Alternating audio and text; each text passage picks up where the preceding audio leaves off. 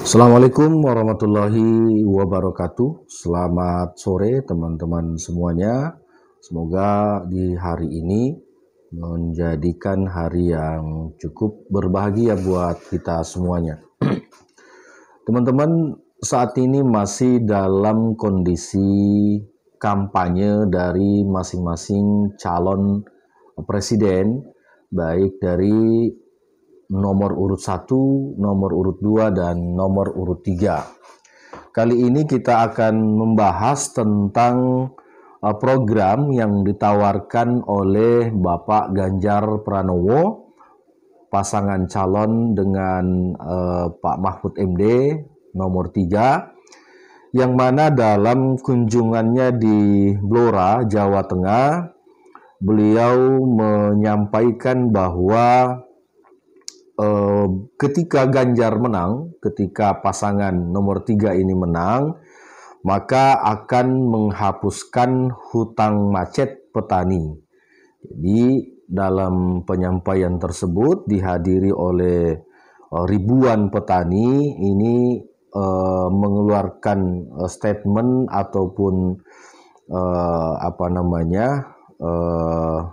penyampaian bahwa ketika Ganjar Pranowo dan Mahfud MD menang menjadi Presiden Indonesia 2024, maka akan menghapus hutang macet petani. Nah, kalau dalam penyampaian itu bahwa kurang lebih hutang petani Indonesia ini maksudnya itu ada sekitar 600 miliar. Jadi hutang yang macet ini kurang lebih 600 miliar. Nah, penyebab macet kredit ini tuh bermacam-macam. Ada karena gagal panen, itu ada memang mereka sudah mengambil kur, tetapi begitu dia panen itu panennya gagal. Yang kedua, ada yang karena hasil panennya itu mendapatkan hasil yang murah. Jadi tetap bisa panen, panennya bagus, tapi begitu dijual itu harga beli atau harga jual hasil panen tersebut itu murah. Nah, sehingga hasil yang didapatkan dari penjualan tersebut itu tidak mampu untuk membayar hutang dari kur yang sudah diambil. Nah, yang ketiga, ada juga macet itu karena petaninya memang bandel. Jadi mereka mengajukan kur, terus oleh banknya approve, diberi. Nah, tapi uang ini tidak digunakan untuk pertanian, hanya alasan saja bahwa begitu nanti uangnya cair itu biasanya dipakai untuk yang lain. Jadi ada macam-macam faktor penyebab dari terjadinya gagal bayar oleh petani itu. Nah, sebagaimana yang disebutkan oleh Pak Ganjar, itu akan dihapuskan semua hutang-hutang petani yang macet tersebut dengan catatan akan diverifikasi penyebab dari macetnya. Jadi akan ada tim nanti yang akan memverifikasi bila mana satu petani misalkan itu macet karena apa, gagal bayarnya itu karena apa. Jadi itu ada tim verifikatornya yang akan turun ke lapangan untuk memverifikasi penyebab dari macet kreditnya tersebut. Jadi tidak serta-merta begitu ada hutangnya di bank langsung diputihkan atau dilunasi oleh oleh presiden misalnya. Nah itu, jadi ini jangan sampai teman-teman juga salah paham tentang statement ini. Jadi tetap ada verifikasinya. Namun di lain sisi, ini ketika misalnya petani ini dibebaskan atau diputihkan kreditnya, ini bisa menjadi alasan petani ini mengambil kredit lagi, nanti ambil kredit lagi. Nah, tentu pada saat ada program yang seperti ini, penghapusan pinjaman atau hutang, ini nanti bisa menjadi alasan untuk mengambil kredit lagi. Kalaupun macet, nanti ada pemerintah yang melunasi atau memutihkan. Jadi ibarat kata ini bisa diterapkan, tapi jangan sampai menjadi momok bagi negara itu sendiri, karena tidak semua petani itu juga jujur. Ada juga petani yang tidak jujur. Misalnya kami dulu pernah menjadi off-taker di tanaman porang, ada petani yang begitu kreditnya cair itu dipakai membeli motor.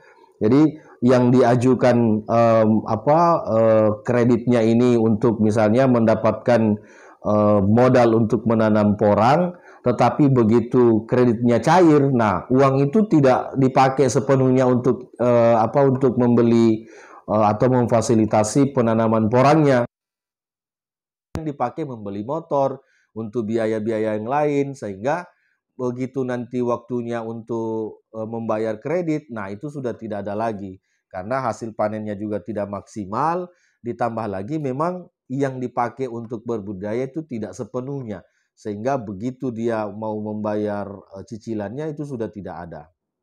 Nah, ini sebenarnya kalau kita lihat rata-rata untuk KUR itu dari 10 sampai dengan 100 juta saat ini itu sudah tidak memakai agunan atau jaminan. Cukup dia menyiapkan KTP-nya, menyiapkan surat pengantar dari kantor lurah bahwa beliau memiliki tanah baik sebagai pemilik ataupun sebagai penggarap, nanti diajukan ke bank-bank yang bank-bank negara, misalnya BRI, BNI, BSI dan lain-lain. Nah, ini semua sebenarnya satu terobosan yang diberikan oleh pemerintah atau Pak Jokowi agar sektor pertanian bisa bergeliat sebenarnya. Karena kalau sifatnya itu hutang, itu kan ada antisipasi, ada pemikiran bahwa bagaimana caranya mengembalikan hutang tersebut. Lah, tetapi kalau sifatnya itu bantuan, ini petani semaunya sendiri. Semaunya sendiri, misalnya dikasih bibit. Nah, dikasih bibit ini kadang-kadang ada juga yang tidak ditanam. Contohnya misalnya bibit kedelai atau bibit kacang-kacangan. Itu banyak banyak masyarakat yang sudah diberikan bantuan tapi itu tidak ditanam. Nah, sehingga bantuan-bantuan itu yang seharusnya pemerintah sudah memikirkan, mengeluarkan anggaran, itu tidak maksimal karena dari petaninya. Jadi sepenuhnya itu tidak salah ke pemerintah, tapi ada juga petani yang memang membelelo. Ada juga petani yang tidak konsisten. Nah, dalam penyampaian Pak Ganjar juga itu disampaikan bahwa kunci dari suksesnya pertanian di Indonesia itu adalah memperbaiki data.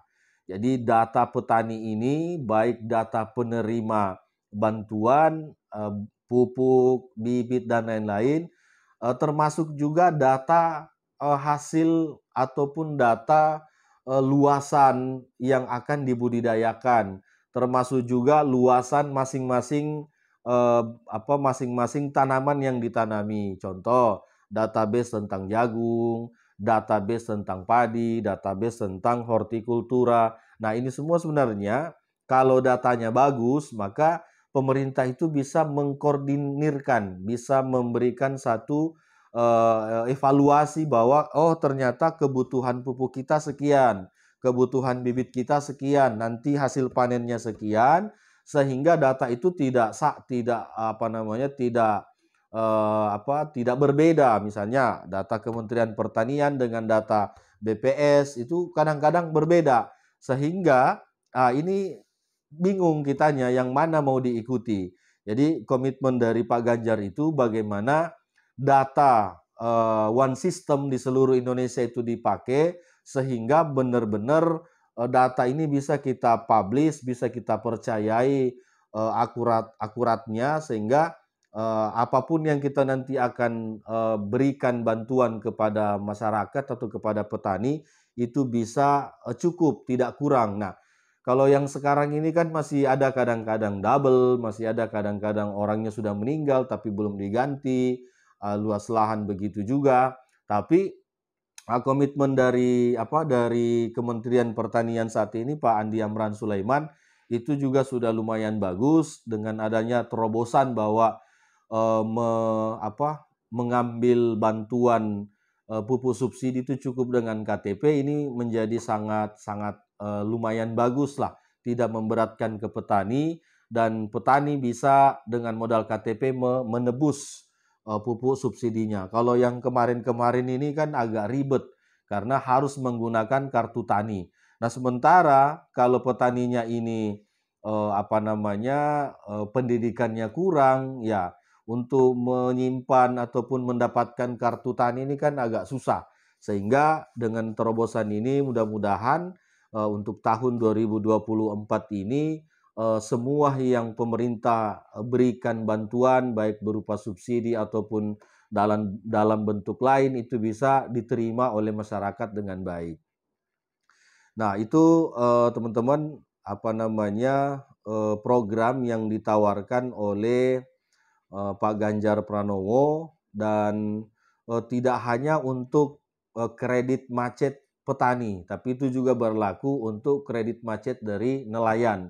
Jadi petani dan nelayan ini dijanjikan oleh Pak Ganjar Pranowo akan dilunasi semua hutang macetnya di bank, dengan catatan ada verifikasi dari tim verifikator yang nanti mereka akan buat ketika misalnya pasangan 03 ini menjadi pemenang pemilu di 2024 ini.